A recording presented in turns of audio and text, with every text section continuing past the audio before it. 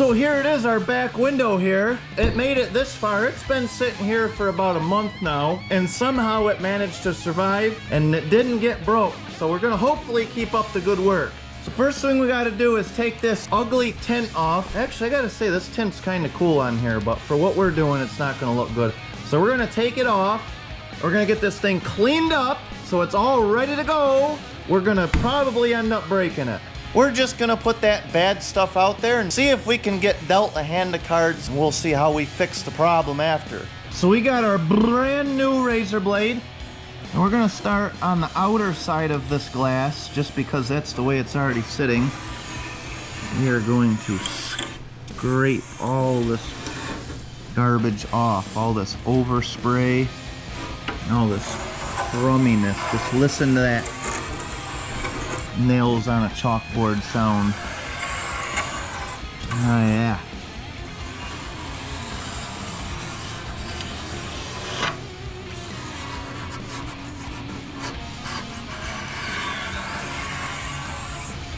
Beautiful. So really the important side of this glass right now is the inside portion, because that is where the glue is going to stick.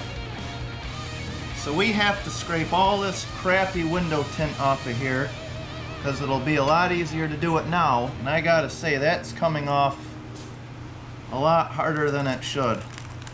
That is not coming off easy, that window tint. This window tint must have been on here for a long time because it's leaving a lot of glue.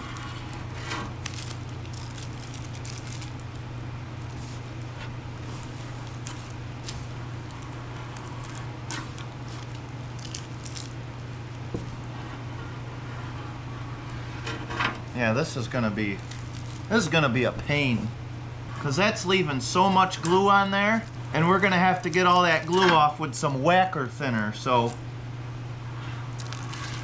I'm gonna need a new razor blade because these razor blades are junk and this thing's already going dull. So we're gonna go around the outside first, and we're gonna finish our razor blade off. We're gonna ruin it.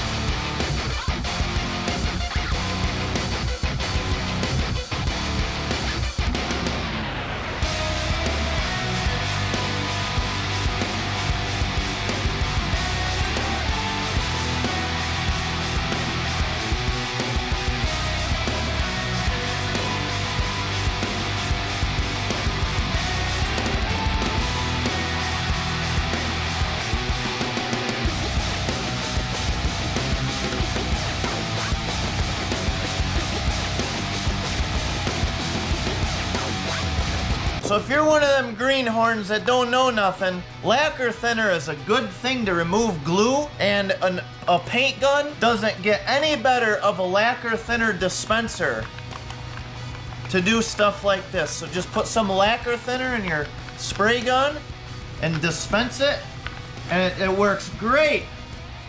Rather than trying to put it in a cup or something like that. There is a lot of leftover glue from this thing on here, and this takes it right off. This does a really good job.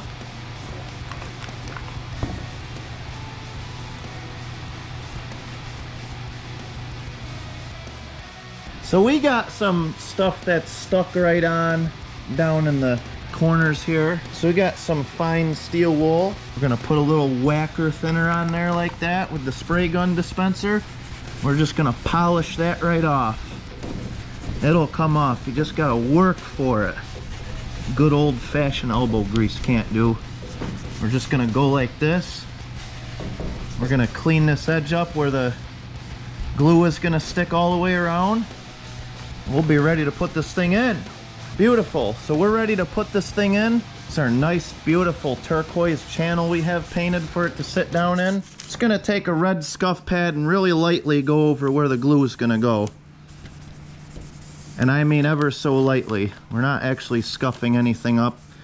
We're just kind of getting anything knocked off of it that might be an issue.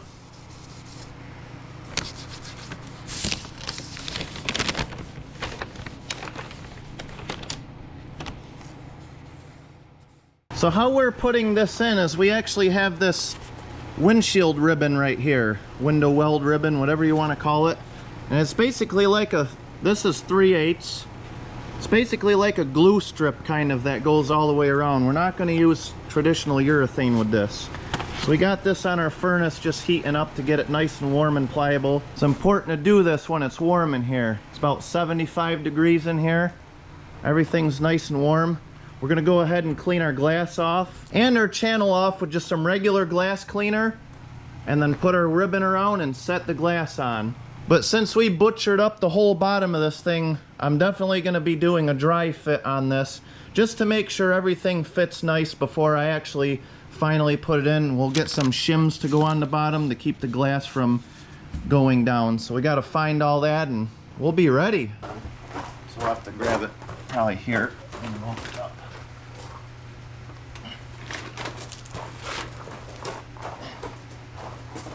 You could take that thing and hold it. Just make sure it doesn't fall on the ground. Okay. So the biggest thing I've noticed with this car was this top corner right here was kind of, it didn't have much. This is the closest down here. The top holds pretty good. Here's real tight. Yeah, so we can bring it down a little bit. Like right there. So basically what I'm doing now is I'm picking up every single scrap piece of wood I could possibly find on the floor to make some shims, which I actually learned a little later on that were actually included in the window seal kit if I would have just opened up the box and looked. Alright, so let's take it out.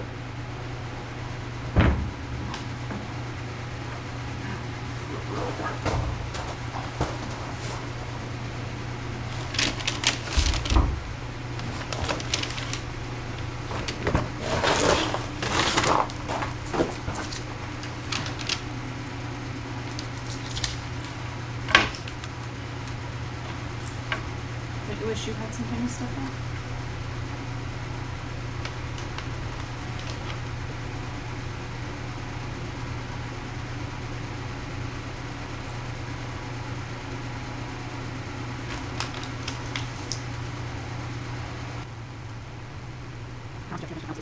Yep.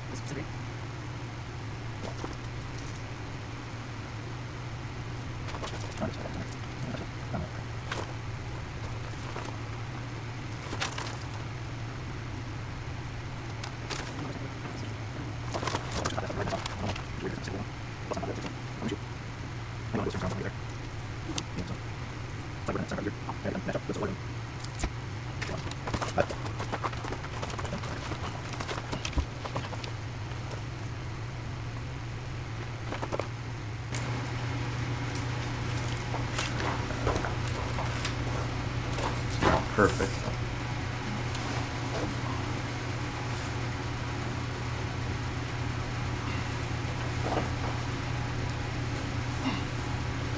Just kind of, I think put the bottom of it kind of where it's got to go first.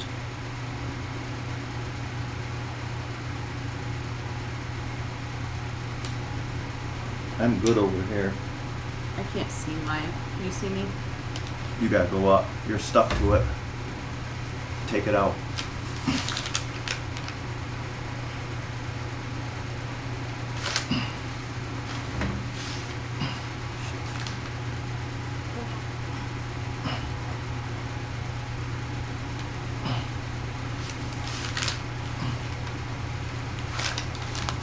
Here, put them in this way.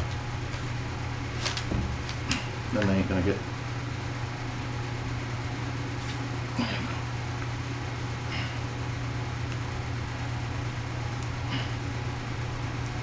It's gotta go You gotta go up a little more. There you go. think it's gonna go my way a little. Oh, no, actually I think I'm No, good. it's good. Just set it down. So hold yours up, hold yours up. All right, just hold it. Something's going on over here. You gotta go way up.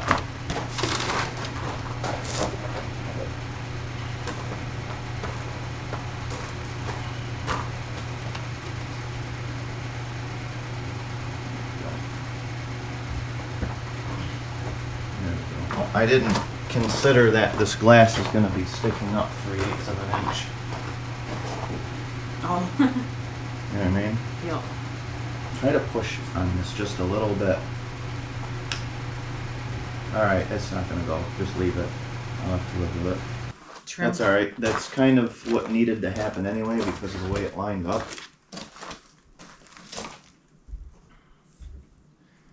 That's what it is. It's not coming out. If it comes out, I'm going to have to redo it. I don't have enough to redo it. So yeah, basically this window got really heavy really fast, holding it at this awkward angle. And it didn't really get placed in exactly where I wanted it. It was shifted a little bit more towards the left side of the car. But it's something that nobody will notice, and it looks like it's going to seal just fine. So I have no choice but to live with it or redo it, and that's not really an option. So it is what it is. I tell you what, it is so nice to have an old lady that helps you work on these things instead of trying to convince you to sell them.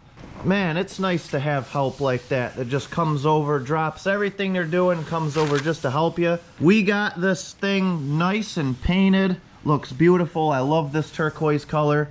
We got our window ribbon in here. It's not perfect. I am not a professional glass guy, but we made it happen. This is totally not a show car. We got our stoppers in here. I'm just gonna leave these in here for now. And basically, as time goes on, this stuff will kind of solidify and keep a bond, and hopefully we won't have any more leaks. And hopefully this will stay like this for many, many years and it won't be all rotted out again. I am so happy with the way this looks, and I cannot wait until the rest of this car is that color. Make sure you stay tuned because we are going to be working on the front windshield, and we definitely have some rot to fix. This is pretty solid all the way around here, but on the bottom on both sides, she's pretty toasty. And we're gonna get in there and we're gonna rebuild all this just like we did the back one. And in case you're wondering, because I promised, this is what we have into this car. We got $1,401 into this car so far. So I ended up buying a quart of that turquoise paint that was $70. And as far as the paint goes, the paint, I'm putting the reducer and all that kind of stuff in with the paint. So it's $75 a gallon for the reducer, and we paid $70. And I actually got to buy a thing of clear, so that'll be in there too, probably on the next video. And our prime mover, we haven't changed anything on that. We're trying to get some body work done first, but we have the parts, we just haven't done anything. So we got $718, a grand total of that, and that's what we got into this turd just the way it sits right now with all the materials. This car's shaping up pretty good, and I am happy with it. It's definitely been a lot of work, but I am looking forward to my deadline, hopefully like June-ish or so, to get this thing on the road. Gonna be a long road ahead of us. I hope you guys enjoy seeing every piece of this classic Chevy getting restored. And lastly, I had a couple of you guys ask me about the Duster. Yes, we are still working on the 73 Duster, absolutely. The thing is, I miss having an old car to drive around. The Duster is literally a nut and bolt restoration. It's a complete restoration where every single nut and bolt and every single piece on that is getting done. It's very expensive, very time consuming, and it just, you know, the whole interior is getting custom made and all that stuff. I'm taking a break on it right now because I really just want this car to cruise around in. The Duster's gonna take several more years with the budget that I have to work on. But if you guys keep subscribing to me and keep watching my videos, the faster this stuff will get done. So it's a chain reaction. So if you're not subscribed, make sure you do me a favor and yourself a favor and subscribe and like these videos, because everyone counts, and everyone, I'll be making more revenue to work on these projects and give you guys more content. and the faster the duster will get done. I will keep you posted on what happens. So just make sure that you stay tuned and keep up to date on all high voltage productions. And I can't wait to see you in the next video. End of transmission.